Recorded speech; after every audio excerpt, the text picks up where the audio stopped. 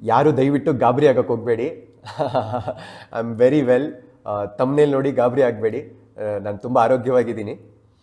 ಇವತ್ತು ನಾನು ನಿಮಗೆಲ್ಲ ನನ್ನ ಲೈಫಲ್ಲಿ ನಡೆದಿರೋ ಒಂದು ಡಾರ್ಕ್ ಎಕ್ಸ್ಪೀರಿಯನ್ಸ್ನ ಶೇರ್ ಮಾಡಬೇಕು ಅಂತ ಇದ್ದೀನಿ. ಎಸ್, ನೀವೆಲ್ಲ ನೋಡಿರ್ಬೋದು, ರೀಸೆಂಟಾಗಿ ನನ್ನ ಚಾನೆಲಲ್ಲಿ ನನ್ನ ಟ್ರಾನ್ಸ್ಫಾರ್ಮೇಷನ್ ವೀಡಿಯೋ ಬಿಟ್ಟಿದ್ದೆ. ನನ್ನ body transformation video. Like 96 kilos ಇದ್ದೆ, ವರ್ಕೌಟ್ ಮಾಡಿ 70 ಕಿಲೋಸ್ ಹೇಗಾದೆ ಅನ್ನೋದ್ರ ಮೇಲೆ ಒಂದು ಟ್ರಾನ್ಸ್ಫಾರ್ಮೇಷನ್ ವೀಡಿಯೋ ರಿಲೀಸ್ ಮಾಡಿದ್ದೆ. ಅದಕ್ಕೆ ತುಂಬ ಜನ ನೋಡಿದ್ದೀರ, ಒಳ್ಳೆ ವ್ಯೂಸ್ ಬಂದಿದೆ. Thank you all for that. But ಆ ಟ್ರಾನ್ಸ್ಫಾರ್ಮೇಷನ್ ಹಿಂದೆ ಒಂದು ಕರಾಳ ಸತ್ಯ ಇದೆ, ಒಂದು ಡಾರ್ಕ್ ಟ್ರೂತ್ ಇದೆ. ನನ್ನ ನನ್ನ ನನ್ನ ಫಿಸಿಕಲ್ ಹೆಲ್ತ್, ನನ್ನ ಮೆಂಟಲ್ ಹೆಲ್ತ್ ಮೇಲೆ ತುಂಬ ಇಂಪ್ಯಾಕ್ಟ್ ಮಾಡಿದಂಥ ಆ ಕರಾಳ ಸತ್ಯ ಏನು ಅನ್ನೋದನ್ನ ನನಗೆ ತಿಳಿಸೋದಕ್ಕೂ ಮುಂಚೆ ನನ್ನ ಚಾನೆಲ್ಗೆ ಇನ್ನೂ ಯಾರೆಲ್ಲ ಸಬ್ಸ್ಕ್ರೈಬ್ ಮಾಡಿಲ್ಲ ದಯವಿಟ್ಟು ಸಬ್ಸ್ಕ್ರೈಬ್ ಮಾಡಿ. ಹಾಗೆ ಈ ವಿಡಿಯೋನ ಕೊನೆಯವರೆಗೂ ನೋಡಿ. ಯಾಕಂದರೆ ಇವತ್ತು ಈ body building industry, fitness industry ಏನಿದೆ ಅನ್ನೋದನ್ನ ನಾನೇನು ಎಕ್ಸ್ಪೀರಿಯನ್ಸ್ ಮಾಡಿದ್ದೀನಿ, ನನ್ನ ಲೈಫ್ ಮೇಲೆ ಅದು ಯಾವ ಮಟ್ಟಿಗೆ ಇಂಪ್ಯಾಕ್ಟ್ ಕೊಟ್ಟಿದೆ ಅನ್ನೋದನ್ನ ನಿಮಗೆ ಕಂಪ್ಲೀಟ್ ತಿಳಿಸ್ತಾ ಹೋಗ್ತೀನಿ.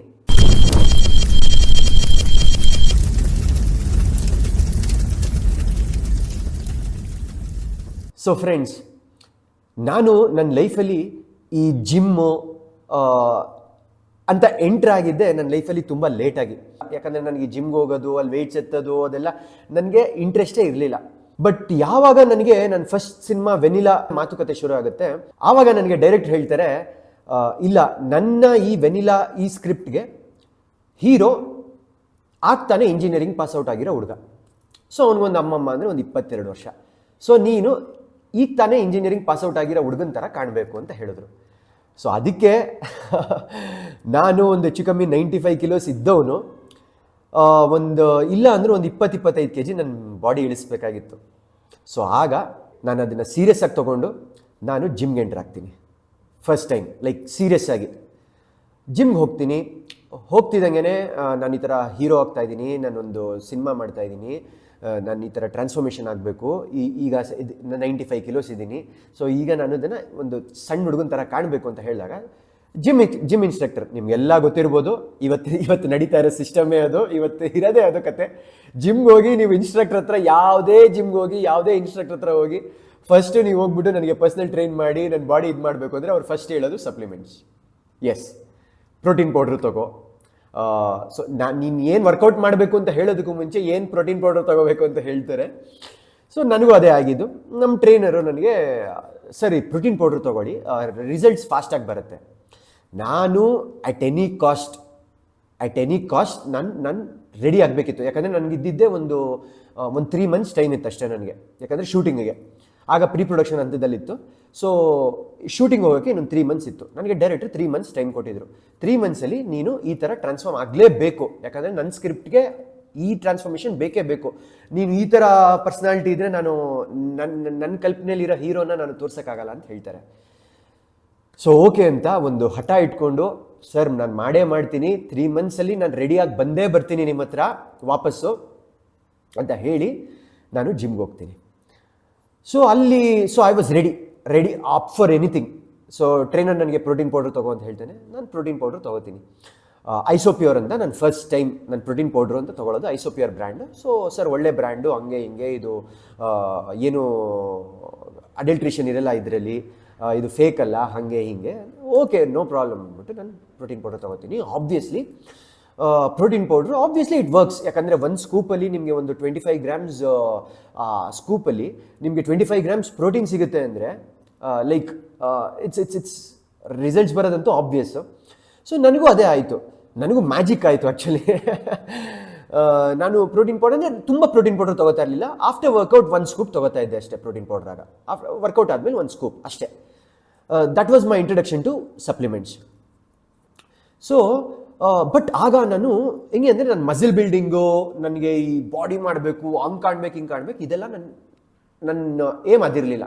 ನನ್ನ ಗೋಲ್ ಇದ್ದಿದ್ದು ನಾನು ವೆಯ್ಟ್ ರೆಡ್ಯೂಸ್ ಮಾಡಬೇಕಷ್ಟೇ. ನಾನೀಗ ಒಂದು 95 ಕಿಲೋಸ್ ಇದ್ದೀನಿ, ಇಲ್ಲಿಂದ ನಾನು ಒಂದು 70 ಕಿಲೋಸಿಗೆ ಬರಬೇಕು, ಇಷ್ಟೇ ನನ್ನ ಗೋಲ್ ಇದ್ದಿದ್ದು. ಸೊ ಅದ್ರ ತಕ್ಕಂಗೆ 3 monthsಲ್ಲಿ ನಾನು ಒಂದು 25 ಕಿಲೋಸ್ ರೆಡ್ಯೂಸ್ ಮಾಡಿಬಿಟ್ಟೆ. ಲೈಕ್ 95ಇಂದ ಒಂದು 70 ಕಿಲೋಸಿಗೆ ಬಂದ್ಬಿಟ್ಟೆ. ತುಂಬ ಸಣ್ಣ ಆಗಿಬಿಟ್ಟೆ. But okay, I was in a good shape, ನಾನು ಚೆನ್ನಾಗಿ ಕಾಣ್ತಾ ಇದ್ದೆ. ಸೊ ಆಯಿತು, ಆ ಕ್ಯಾರೆಕ್ಟ್ರಿಗೆ ಯಾವ ಥರ ಬೇಕಾಗಿತ್ತು ಹಂಗೆ ನಾನು ಟ್ರಾನ್ಸ್ಫಾರ್ಮ್ ಆಗಿದ್ದೆ. ಬಟ್ ಅದಾದಮೇಲೆ ವೆನಿಲಾ ಸಿನಿಮಾ ಆದಮೇಲೆ ನನಗೆ ತುಂಬ ಕಡೆಯಿಂದ ತುಂಬ ಫೀಡ್ಬ್ಯಾಕ್ಸ್ ಬಂತು. ಏನು ಅಂದರೆ ತುಂಬ ಸಣ್ಣ ಕಾಣ್ತೀಯಾ, ಇಲ್ಲ ನೀನು ಹೀರೋ ಆಗಿ ಇಂಟ್ರಡ್ಯೂಸ್ ಆಗಿದೆಯಾ, ಇನ್ನು ಹೀರೋ ಆಗಿ ನೀನು ಇಲ್ಲಿ ಕೆರಿಯರ್ನ ನೀನು ಕಂಟಿನ್ಯೂ ಮಾಡಬೇಕಂದ್ರೆ ನೀನೊಂದು ಸ್ವಲ್ಪ ಬಾಡಿ ಮಾಡ್ಕೋಬೇಕು, ಹಾಗೆ ಹೀಗೆಲ್ಲ ತುಂಬ ಕಡೆಯಿಂದ ತುಂಬ ವೆಲ್ ವಿಶರ್ಸಿಂದ ನನಗೆ ಫೀಡ್ಬ್ಯಾಕ್ಸ್ ಬಂತು. ಸೊ ಅದಾದಮೇಲೆ ನಾನೊಂದಿನ ಡಿಸೈಡ್ ಮಾಡಿದೆ, yes now I will take it up seriously. ಇಲ್ಲಿವರೆಗೂ ಓಕೆ, ನಾನು ಹೋದೆ ಜಿಮ್ಗೆ, ನನ್ನ ಬಾಡಿ ಎಲ್ಲ ಮಾಡಿದೆ, ಆಯಿತು, ಒಂದು ವೆಯ್ಟ್ ರೆಡ್ಯೂಸ್ ಮಾಡಿದೆ, ಅದು ಮಾಡಿದೆ. ಬಟ್ ಈಗ ಬಾಡಿ ಬಿಲ್ಡಿಂಗ್ ಮಾಡೋಣ ಅಂತ ಡಿಸೈಡ್ ಮಾಡಿದ್ದು ನಾನು ವೆನಿಲಾ ಸಿನಿಮಾ ಆದಮೇಲೆ. ಸೊ ಅದಾದಮೇಲೆ ನಾನು ಬಾಡಿ ಬಿಲ್ಡಿಂಗ್ ಕಡೆ ಹೋಗ್ತೀನಿ. ಸೊ ನಾನು ಪರ್ಸ್ನಲ್ ಟ್ರೈನಿಂಗ್ ತೊಗೋತೀನಿ. 1 ಸ್ಕೂಪ್ ಪ್ರೋಟೀನ್ ತೊಗೋತಿದ್ದವನು 2 ಸ್ಕೂಪ್ಸ್ 3 ಸ್ಕೂಪ್ಸ್ ಪ್ರೋಟೀನ್ಗೆ ಹೋಗ್ತೀನಿ. ಟ್ರೈನರ್ ಏನು ಹೇಳಿದ್ರು ಸರಿ, ಎಷ್ಟೊತ್ತು ವರ್ಕೌಟು, ಯಾವ ಥರ ವರ್ಕೌಟ್ ರೆಜಿಮ್ ಕೊಟ್ಟರು ನನಗೇನೆ ಅಷ್ಟು ಶಿಸ್ತುಬದ್ಧವಾಗಿ ಡೆಡಿಕೇಟೆಡ್ ಆಗಿ ಮಾಡ್ತಾ ಇರ್ತೀನಿ. Within very very short span, ನನಗೊಂದು 3 ಮಂತ್ಸ್ 4 ಮಂತ್ಸಲ್ಲಿ ನನ್ನ ಮಸಲ್ ಬಿಲ್ಡ್ ಆಗೋಕ್ಕೆ ಶುರು ಆಗಿಬಿಡುತ್ತೆ. ನಂದೊಂದು ಫೋಟೋ ರಿಲೀಸ್ ಮಾಡ್ತೀನಿ ನಾನು ನನ್ನ ಫೇಸ್ಬುಕ್ಕಲ್ಲಿ. ಆ ಫೋಟೋ ನೋಡಿ ನನ್ನ ಸೆಕೆಂಡ್ ಮೂವಿ ಡೈರೆಕ್ಟರ್ ನಲ್ಕೆ ಅಂತ, ಅದಿನ್ನೂ ರಿಲೀಸ್ ಆಗಿಲ್ಲ, ಈ ಥರ ಅವಿ ಸರ್ ವೆನಿಲಾಲ್ ಅಷ್ಟು ಸಣ್ಣ ಇದ್ದರು, ಸ್ವಲ್ಪ ಬಾಡಿ ಗಿಡಿ ಎಲ್ಲ ರೆಡಿ ಮಾಡ್ಕೊಂಡ್ಬಿಟ್ಟಿದ್ದಾರೆ ಅಂದ್ಬಿಟ್ಟು ಅವರಲ್ಲಿ ನನ್ನ ಹೀರೋ ಆಗಿ ಸೆಲೆಕ್ಟ್ ಮಾಡ್ತಾರೆ ಬೇಸ್ಡ್ ಆನ್ ಆ ಫೋಟೋ. ನನಗದೊಂದು ಚಾನ್ಸ್ ಸಿಗುತ್ತೆ ನಲ್ಕೆ ಸಿನಿಮಾಲಿ ಹೀರೋ ಆಗೋಕ್ಕೆ. ಸೊ ಇದೆಲ್ಲ ಆದಮೇಲೆ ನಲ್ಕೆ ಸಿನಿಮಾ ಮುಗಿಸ್ಕೊಂಡ್ಬರ್ತೀನಿ. ನನಗೆ ಅದು ಇನ್ನೂ ಪವರ್ ಕೊಟ್ಬಿಡುತ್ತೆ, ಜೋಶ್ ಕೊಟ್ಬಿಡುತ್ತೆ. ಎಸ್, ನಾನೀಗ ಬಾಡಿ ಬಿಲ್ಡ್ ಮಾಡಲೇಬೇಕು, ನಾನು 6 ಪ್ಯಾಕ್ ಬಾಡಿ ಮಾಡಬೇಕು, ಲೈಕ್ ಯಾರು ಇಲ್ಲಿವರೆಗೂ ಮಾಡಿರಬಾರ್ದು ಬಾಡಿ, ಆ ಥರ ಮಾಡಬೇಕು ಅನ್ನೋದೆಲ್ಲ ನನ್ನ ತಲೆಗೆ ಬಂದುಬಿಡುತ್ತೆ.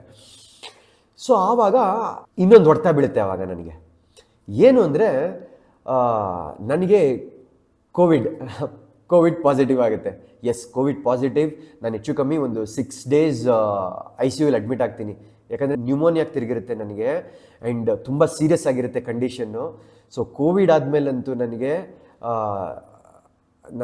ನಾನು ಅಲ್ಲಿವರೆಗೂ ಏನು ಸ್ವಲ್ಪ ನಾನು ಬಾಡಿ ಎಲ್ಲ ರೆಡಿ ಮಾಡಿದ್ದೆ, ಎಲ್ಲ ಮಾಡಿದ್ದೆ, ಸೊ ಎಲ್ಲ ಹೋಗ್ಬಿಡುತ್ತೆ. ಅದಾದಮೇಲೆ I loose all my muscle, ನನ್ನ ಶೇಪ್ ಹೋಗ್ಬಿಡುತ್ತೆ, ನನ್ನ ಮಸಲ್ ಹೋಗ್ಬಿಡುತ್ತೆ. ಬಟ್ ಬಿಡಲ್ಲ. ಕೋವಿಡಲ್ಲಿ ನಾನೆಲ್ಲ ರೆಡಿಯಾಗಿ ರಿಕವರ್ ಆದ ತಕ್ಷಣ ನಾನು ನನ್ನ ಟ್ರೈನರ್ ಕರಿತೀನಿ. ಎಸ್, ನಾನು ತುಂಬ ಸೆಲ್ಫ್ ಮೋಟಿವೇಟ್ ಆಗ್ತೀನಿ. ಆವಾಗ ಡಿಸೈಡ್ ಮಾಡ್ತೀನಿ, ಇಲ್ಲ ನಾನು ಇದರಲ್ಲಿ ಏನಾದರೂ ಮಾಡಲೇಬೇಕು, ಬಿಡೋದು ಬೇಡ, ನಾನು ಬಾಡಿ ಮಾಡಬೇಕು ಅಂದ್ಕೊಂಡಿದ್ದೀನಿ, ಮಾಡಲೇಬೇಕು. ಯಾಕಂದರೆ ನಂದೊಂದು ಹಠ, ನನ್ನ ಚಿಕ್ಕ ವಯಸ್ಸಿಂದ ಹಠ, ನಾನು ಏನಾದ್ರು ಮಾಡಬೇಕು ಅಂದರೆ ಮಾಡ್ತೀರಲೇಬೇಕು ಅದನ್ನು, ಇಲ್ಲಾಂದರೆ ನನಗೆ ನೆಮ್ಮದಿ ಇರಲ್ಲ ನನಗೆ. ಸೊ ಟ್ರೈನರ್ನ ಕರಿತೀನಿ, ಸರ್ ಈ ಥರ. ಆಗ ನಾನು 2020 ಕೋವಿಡ್ ಟೈಮಲ್ಲೇ ನಾನು ಡಿಸೈಡ್ ಮಾಡ್ತೀನಿ, ನಂದು ಒಂದು ಯೂಟ್ಯೂಬ್ ಚಾನಲ್ ಓಪನ್ ಮಾಡೋಣ. ಯಾಕಂದರೆ ನನಗೆ ಅದೊಂದು ಮೋಟಿವೇಶನ್ ಇರುತ್ತೆ. ಯೂಟ್ಯೂಬ್ ಚಾನಲ್ ಇದ್ದರೆ ನನಗೊಂದು ಮೋಟಿವೇಶನ್ ಇರುತ್ತೆ. ನಾನು ವರ್ಕೌಟ್ ಬಿಡಲ್ಲ, ಏನಾದರೂ ಕನ್ಸಿಸ್ಟೆನ್ಸಿ ಇರುತ್ತೆ, ನನ್ನ ಚಾನಲ್ಗೋಸ್ಕರ ಆದರೂ ನಾನು ವರ್ಕೌಟ್ ಮಾಡ್ತಿರ್ತೀನಿ. ಅದೊಂದು ಉದ್ದೇಶಕ್ಕೇ ನಾನು ಯೂಟ್ಯೂಬ್ ಚಾನಲ್ ಓಪನ್ ಮಾಡೋಣ, ನನ್ನದೊಂದು ಫಿಟ್ನೆಸ್ ಮೇಲೆ, ಬರೀ ಜಸ್ಟ್ ಫಿಟ್ನೆಸ್ ಮೇಲೆ ಫೋಕಸ್ ಮಾಡಿ ಒಂದು ಯೂಟ್ಯೂಬ್ ಚಾನಲ್ ಓಪನ್ ಮಾಡೋಣ ಅಂತ ನಾನು ಡಿಸೈಡ್ ಮಾಡ್ತೀನಿ. ಬಟ್ ಆವಾಗ ನಮ್ಮ ಟ್ರೈನರು ನನಗೆ ಒಂದು ಸಜೆಷನ್ ಕೊಡ್ತಾರೆ, ಇಲ್ಲ ಸರ್, ನೀವು ಮಾಸ್ ಹಾಕೋಬೇಕು, ತುಂಬ ಮಾಸ್ ಹಾಕೋಬೇಕು, ಇನ್ನೂ ಮಾಸ್ ಹಾಕೊಳ್ಳಿ, ಅದಾದಮೇಲೆ ನಾವು ಅದನ್ನು ಕಟ್ ಡೌನ್ ಮಾಡಬೇಕಾದ್ರೆ ಬಾಡಿ ಇನ್ನೂ ರಿಪ್ಟಾಗಿ ಕಾಣುತ್ತೆ, ಮಸಲ್ ಇನ್ನೂ ನಿಮ್ಮದು ಎನ್ಹಾನ್ಸ್ ಆಗಿ ಕಾಣುತ್ತೆ ಅಂತ. ನಾನು ಲೈಕ್ ಆಯಿತು ಸರ್, ಅದೇನಿದೆ ಮಾಡೋಣ, ಇದು ನಿಂತುಬಿಟ್ಟಿದ್ದೀನಿ, ಅದೇನಿದೆ ಮಾಡೋಣ ಅಂತ ಡಿಸೈಡ್ ಮಾಡಿ ಎಷ್ಟು ಮಟ್ಟಕ್ಕೆ ಸೀರಿಯಸ್ ಆಗಿರ್ತೀನಿ ಇದ್ರ ಮೇಲೆ ಅಂದರೆ, ನನ್ನ ಮನೇಲೇ ಒಂದು ಜಿಮ್ ಸೆಟಪ್ ಮಾಡ್ಕೋತೀನಿ. ಯಾಕಂದರೆ ಕೋವಿಡ್ ಟೈಮು, ಆಮೇಲೆ ನಮ್ಮ ತಂದೆ ಕೂಡ ನನಗೆ ತುಂಬ ಬೈದ್ಬಿಟ್ಟಿರ್ತಾರೆ. ಅದಾದಮೇಲೆ ಯಾವುದೇ ಕಾರಣಕ್ಕೂ ನೀನು ಜಿಮ್ಗೆ ಹೋಗಂಗಿಲ್ಲ, ನೀನು ಜಿಮ್ಗೆ ಹೋಗಿದ್ದಕ್ಕೆ ಜಿಮ್ಮಿಂದಾನೇ ನಿನಗೆ ಕೋವಿಡ್ ಬಂದಿದ್ದು ಅಂತಲೂ ಹೇಳ್ಬಿಟ್ಟಿದ್ರು. ಸೊ ಜಿಮ್ಗೆ ಹೋಗಿ ಬಿಟ್ಟಿರಲ್ಲ. ಸೊ ನಾನೇನು ಮಾಡ್ತೀನಿ, ನನ್ನ ಮನೇಲೇ ಒಂದು ಜಿಮ್ ಸೆಟಪ್ ಮಾಡ್ಕೋತೀನಿ, ಮನೇಲೇ ಟ್ರೈನ್ ಆಗೋಣ ನಾನು ಅಂತ. ಸೊ ಮನೇಲೇ ಜಿಮ್ ಸೆಟಪ್ ಮಾಡ್ಕೋತೀನಿ, ಟ್ರೈನರ್ನ ಮನೆಗೆ ಕರ್ಸ್ಕೋತೀನಿ, ಶುರು ಮಾಡ್ತೀವಿ. October 10th, 2020. ನೀವು ನಂದು ಆ ಟ್ರಾನ್ಸ್ಫಾರ್ಮೇಷನ್ ವಿಡಿಯೋ ನೋಡಿದರೆ ನನ್ನ ಚಾನಲಲ್ಲಿ, ನಾನು 96 ಕಿಲೋಸ್ ಇದ್ದೀನಲ್ಲ, ಆಗ ಅದು ವಿಡಿಯೋ ಶೂಟ್ ಮಾಡಿಸಿದ್ದೀನಲ್ಲ, ಅದು 2021 ಜಾನ್ವರಿ ಆವಾಗ ಮಾಡಿದ್ದಿದ್ದು. ಸೊ ಆವಾಗ ನಾನೊಂದು 75 ಕಿಲೋಸಿಂದ 96 ಕಿಲೋಸ್ ಅದು ನಾನು ಮಾಸ್ ಹಾಕ್ಕೊಂಡಿದ್ದು. ಹೆಂಗೆ ಅಂದರೆ ವೆಯ್ಟ್ ಗೇನರ್, ನಮ್ಮ ಟ್ರೈನರ್ ಸರ್ ವೆಯ್ಟ್ ಗೇನರ್ ಹಾಕಬೇಕು, ನೀವು ವೆಯ್ಟ್ ಗೇನರ್ ಹಾಕಿದ್ರೆ ಬೇಗ ರಿಸಲ್ಟ್ ಕೊಡುತ್ತೆ, ಏನು ಪ್ರಾಬ್ಲಮ್ ಇರಲ್ಲ. ಯಾಕೆ ಆಬ್ವಿಯಸ್ಲಿ ಎಲ್ಲರೂ ಅದನ್ನೇ ಹೇಳ್ತಾರೆ, ಸರ್ ಏನು ಪ್ರಾಬ್ಲಮ್ ಇರಲ್ಲ, ನಾನು ಒಳ್ಳೆ ಬ್ರಾಂಚ್ ಸಜೆಸ್ಟ್ ಮಾಡ್ತೀನಿ, ನಾವು ಹಾಕಿದ್ದೀವಿ, ಅದು ಇದು. ಸೊ ಐ ವಾಸ್ ಲೈಕ್, ನಾನು ಅಪ್ ಫಾರ್ ಎನಿಥಿಂಗ್, ಎಲ್ಲದಕ್ಕೂ ರೆಡಿ ಇದ್ದೆ. ಆಯಿತು ಸರ್ ವೆಯ್ಟ್ ಗೇನರ್ ಆಗಬೇಕಾ, ಬೆಳಿಗ್ಗೆ ಎದ್ದ ತಕ್ಷಣ ಒಂದು ಸ್ಕೂಪ್ ಇಷ್ಟು ಆ ವೆಯ್ಟ್ ಗೇನರ್ ಹಾಕೊಂಡು ಕುಡಿದ್ರೆ ಅದೇ ಒಂಥರ ಒಂದು ಸ್ಮೂದಿ ಥರ ಆಗುತ್ತೆ, ಅದು ಹೊಟ್ಟೆ ತುಂಬೋಗುತ್ತೆ. ಅದಾದಮೇಲೆ ಇನ್ನು ಪ್ರೋಟೀನ್ ಪೌಡರ್ ಅಂತೂ ನಾನು ಆಗ ದಿನಕ್ಕೆ ಒಂದು 6 ಸ್ಕೂಪ್ಸ್ ಆಗ್ತಿತ್ತು. ಸೊ ಬರೀ ಪ್ರೋಟೀನ್ ಪೌಡ್ರಲ್ಲೇ ನನಗೆ ಒಂದು 150 ಗ್ರಾಮ್ಸ್ ಪ್ರೋಟೀನ್ ಸೇರ್ತಾ ಇತ್ತು ನನ್ನ ದೇಹಕ್ಕೆ, ಎಕ್ಸ್ಕ್ಲೂಡಿಂಗ್ ಆಲ್ ಮೈ ಈ ನನ್ನ ಫುಡ್ಡು, ನನ್ನ ಚಿಕನ್, ನನ್ನ ಫಿಶ್, ನನ್ನ ಮೊಟ್ಟೆ, ಇದರಿಂದ ಸಿಗ್ತಾ ಇದ್ದಿದ್ದು ಪ್ರೋಟೀನ್ ಎಲ್ಲ ಬಿಟ್ಟು ಬರೀ ಪ್ರೋಟೀನ್ ಪೌಡ್ರಲ್ಲಿ ನಾನು 150 ಗ್ರಾಮ್ಸ್ ಪ್ರೋಟೀನ್ ಕನ್ಸ್ಯೂಮ್ ಮಾಡ್ತಾ ಇದ್ದೆ ಈಗ. ಸೊ ಅದಾದಮೇಲೆ ಈ ಥರ ವರ್ಕೌಟ್, ಈ ಥರ ಪ್ರೋಟೀನ್ ಪೌಡರ್ ಇದೆಲ್ಲ ಮಾಡಿ 3 ಮಂತ್ಸಲ್ಲಿ ನಾನು 96 ಕಿಲೋಸ್ಗೆ ಹೋಗ್ತೀನಿ. ಸೊ ನೀವು ನೋಡ್ಬೋದು ನಂದು ಟ್ರಾನ್ಸ್ಫಾರ್ಮೇಷನ್ ವೀಡಿಯೋಲಿ ನಾನು 96 ಕಿಲೋಸಲ್ಲಿದ್ದೀನಿ, ಹೆವಿ ವೆಯ್ಟ್ಸ್ ಹೊಡಿತಾ ಇದ್ದೀನಿ. ಸೊ ಆಬ್ವಿಯಸ್ಲಿ ಯಾಕಂದರೆ ನಾನು 3 ಮಂತ್ಸ್ ಟ್ರೈನಿಂಗ್, ಯಾಕಂದರೆ ಅಲ್ಲಿ ಶೇಪಲ್ಲಿಲ್ಲ ಬಟ್ ಹೆವಿ ವೆಯ್ಟ್ಸ್ ಹೊಡಿತಾ ಇದ್ದೀನಿ. ಹೆಂಗೆ ಅಂದರೆ ನಾನು ಆ 3 ಮಂತ್ಸಲ್ಲಿ ಆ ತಾಕತ್ ಬರ್ಸ್ಕೊಂಡಿದ್ದು, ದಿನ ವೆಯ್ಟ್ಸ್ ಹೊಡೆದು ಬೆಳಗ್ಗೆ ರಾತ್ರಿ ವೆಯ್ಟ್ಸ್ ಹೊಡೆದು ಆ ಥರ ನನಗೆ ಸ್ಟ್ರೆಂತ್ ಬಿಲ್ಡ್ ಆಗಿತ್ತು. ಸೊ ನಾನು January 10th, 2021 ಆ ವಿಡಿಯೋ ಶೂಟ್ ಮಾಡಿಸ್ತೀನಿ. ಸೊ ಅದು ಬಿಫೋರ್ ವಿಡಿಯೋ ಶೂಟ್ಗೆ. ಸೊ ಅದಾದಮೇಲೆ ನಾವು ವಿಲ್ ಡಿಸೈಡ್ ಲೈಕ್ ಸರ್ ಇಲ್ಲಿಂದ ನಾವಿನ್ನು ಕಟ್ ಮಾಡೋಣ, ವೆಯ್ಟ್ ಕಟ್ ಮಾಡೋಣ. ಸೊ ಒಂದು 70ಗೆ ತೊಗೊಂಬರೋಣ, ಇದನ್ನು 72 ಈ ರೇಂಜಿಗೆ ತೊಗೊಂಬರೋಣ, ಆಗ ನಿಮಗೆ ಸಖತ್ತಾಗಿ ಆಗ್ತೀರಾ ಅಂತ ಹೇಳ್ತಾರೆ. ಸೊ January 10th ನಾವು ವೆಯ್ಟ್ ಕಟ್ ಮಾಡೋಕ್ಕೆ ಶುರು ಮಾಡ್ತೀವಿ. ವೆಯ್ಟ್ ಕಟ್ ಮಾಡೋಕ್ಕೆ ಶುರು ಮಾಡಿದಾಗ ಕಷ್ಟ, ಯಾಕಂದರೆ ವೆಯ್ಟ್ ಪುಟ್ ಆನ್ ಆಗೋದು ಈಸಿ, ಬಟ್ ವೆಯ್ಟ್ ಕಟ್ ಮಾಡೋದು ತುಂಬ ಕಷ್ಟ. ಸೊ ನಮ್ಮ ಟ್ರೈನರ್ ಏನು ಹೇಳ್ತಾರೆ ನನಗೆ, ಸರ್ ಫ್ಯಾಟ್ ಕಟರ್ ಹಾಕಿ. ನಾನು ಸರ್ ಫ್ಯಾಟ್ ಕಟರ್ ಎಲ್ಲ ನಾನು ತುಂಬ ಅದ್ರ ಬಗ್ಗೆ ಕೇಳಿದ್ದೀನಿ, ಪ್ರಾಬ್ಲಮ್ ಆಗುತ್ತೆ ದೇಹಕ್ಕೆ, ಬೇಡ ಅಂತ ಹೇಳ್ತೀನಿ. ಬಟ್ ಇಲ್ಲ ಸರ್ ಏನಾಗಲ್ಲ ಹಾಕಿ ಸರ್, ಇದೆಲ್ಲ ಮಾಮೂಲಿ ಒಂದು ಪಿಲ್ಸ್ ಸರ್ ಅಷ್ಟೇ, ಇದು ಕ್ಯಾಫಿನ್ ಅಂದರೆ ಈಗ ನೀವೇನು ಕಾಫಿಲಿ ಏನು ಕ್ಯಾಫಿನ್ ಇರುತ್ತೆ, ಈ ಪಿಲ್ಸ್ಗಳಲ್ಲೂ ಕ್ಯಾಫಿನೇ ಮೇನ್ ಇರೋದು. ಸೊ ನೀವು ಏನಾಗಲ್ಲ ಸರ್, ಇದು ಬೇಗ ರಿಸಲ್ಟ್ ಕೊಡುತ್ತೆ ಅಂತ ಹೇಳ್ತಾರೆ. ನನಗೂ ಇಷ್ಟೆಲ್ಲ ಕಷ್ಟಪಡ್ತಾ ಇದ್ದೀನಿ, ಆ ರಿಸಲ್ಟ್ ಬೇಕು. ಸೊ ಆಯಿತು ಸರ್ ಆಗ್ತೀನಿ ಅಂತ ಯಾವುದೋ ಒಂದು ವೆಯ್ಟ್ ಕಟ್ ಪಿಲ್ಸ್ ಆರ್ಡರ್ ಮಾಡ್ತೀವಿ, ಫ್ಯಾಟ್ ಕಟರು. ಆ ಪಿಲ್ಸು ಬೆಳಿಗ್ಗೆ 2 ಪಿಲ್ ತೊಗೋಬೇಕು, ಮಧ್ಯಾಹ್ನ 2 ಪಿಲ್ ತೊಗೋಬೇಕು.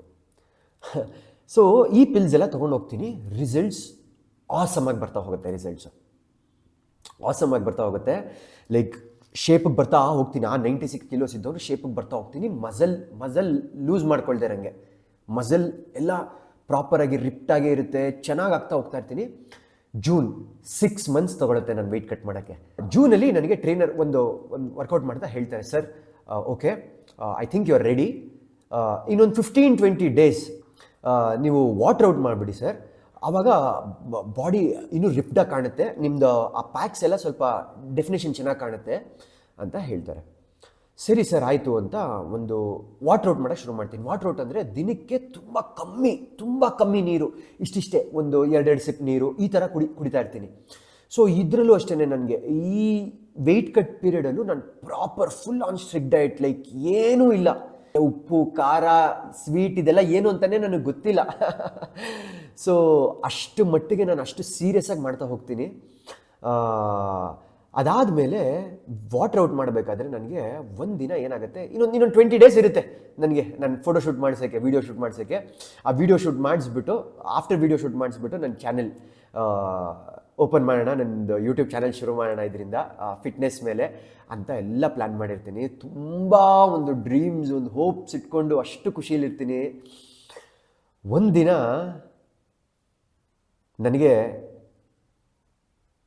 ನನಗೆಲ್ಲೋ ಹಾರ್ಟ್ ಅಟ್ಯಾಕೇ ಆಗೋಗ್ತಾ ಇದೆಯೇನೋ ಅನ್ನೋ ಮಟ್ಟಿಗೆ ನನಗೆ ಚೆಸ್ಟ್ ಪೇನ್ ಬರುತ್ತೆ. ಅಬ್ಬಾ ನನಗೆ ಇವತ್ತಿಗೂ ಅದು ನೆನೆಸ್ಕೊಂಡ್ರೆ ನನಗೆ ಮೈಕೈ ಎಲ್ಲ ನಡಗುತ್ತೆ ಸೀರಿಯಸ್ ಆಗಿ. ಆ ಚೆಸ್ಟ್ ಪೇನ್ ನಿಜವಾಗ್ಲೂ ನನಗೆ ಹಾರ್ಟ್ ಅಟ್ಯಾಕ್ ಆಗೋಗ್ತಾ ಇದೆಯೇನೋ ಅಂತಲೇ ನಾನು ಅಂದ್ಕೊಂಡಿದ್ದು ಆ ಚೆಸ್ಟ್ ಪೇನ್ ನೋಡಿ.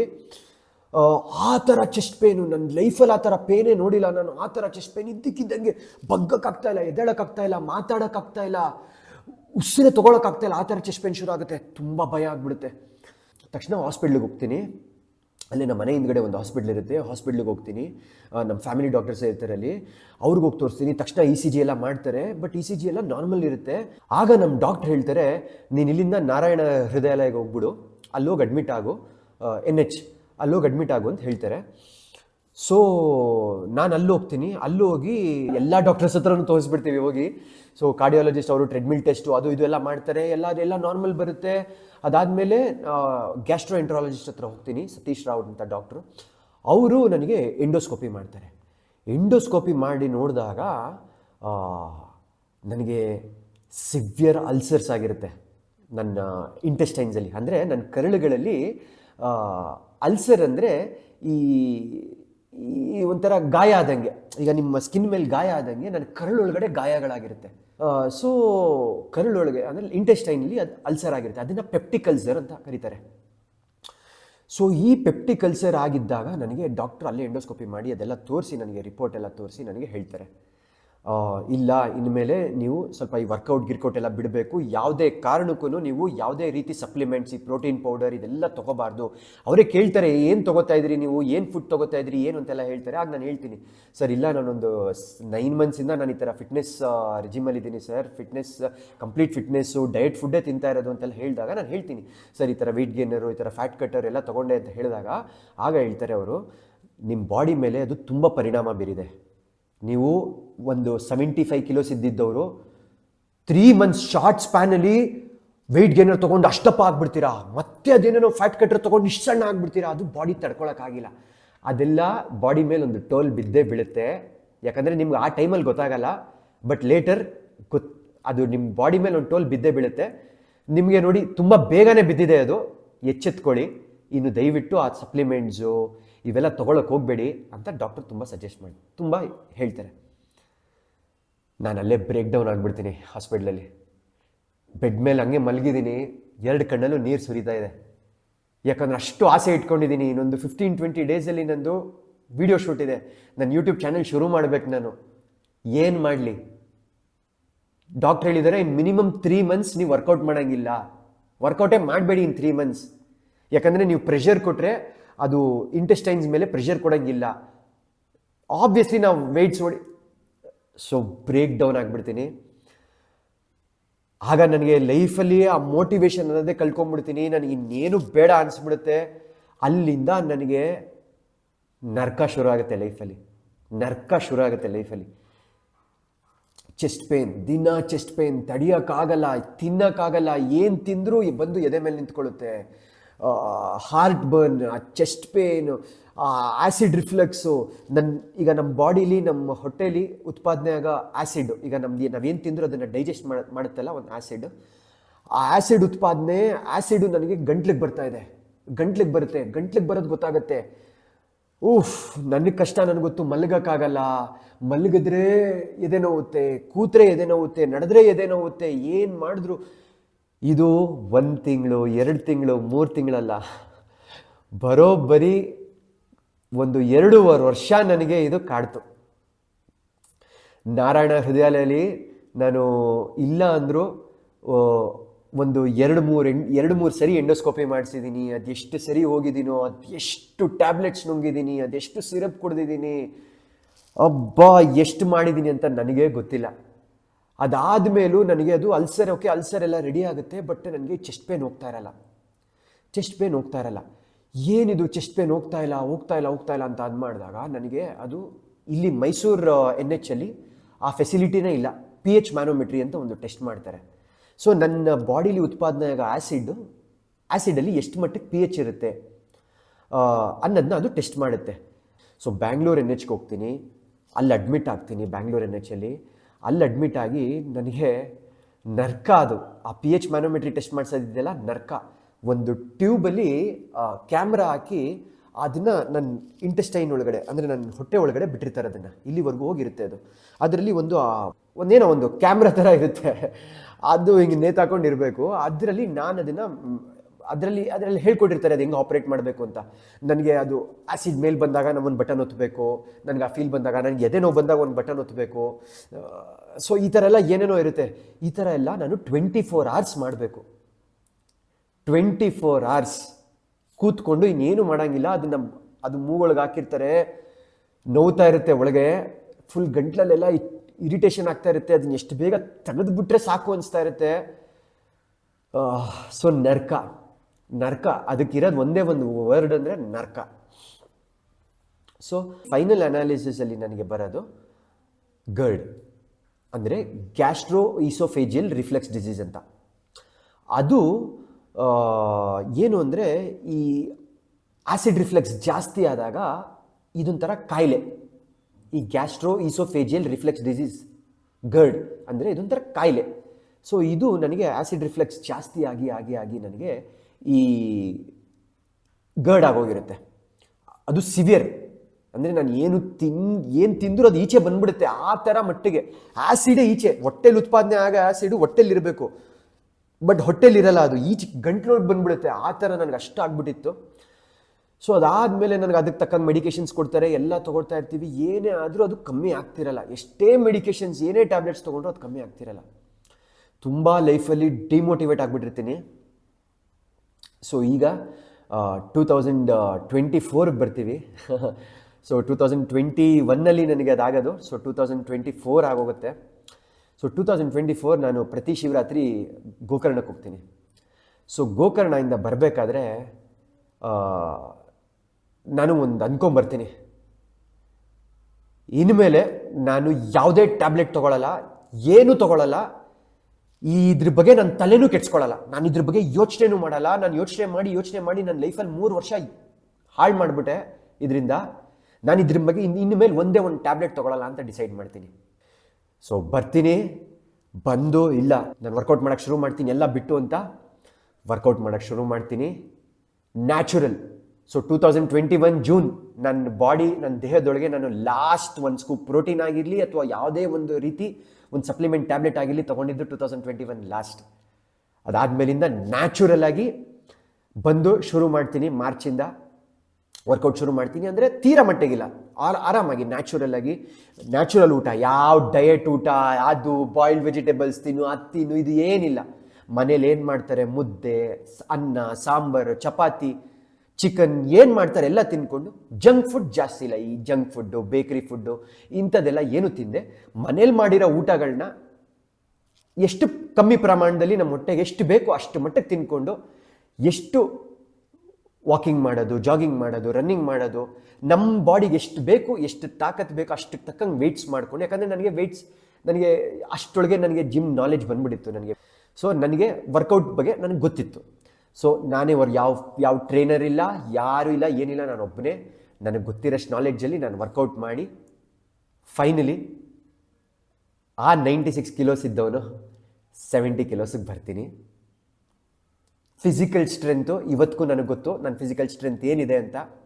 ಮುಂಚೆ ಒಂದು ಪುಲ್ಲಪ್ ಹೊಡಿಯೋಕ್ಕೆ ಕಷ್ಟಪಡ್ತಿದ್ದವನು ಇವತ್ತು 20 ಪುಲ್ಲಪ್ಸ್ ಹೊಡಿಯೋಂಗಾಗಿದ್ದೀನಿ ಒಂದು ಸರಿಗೆ.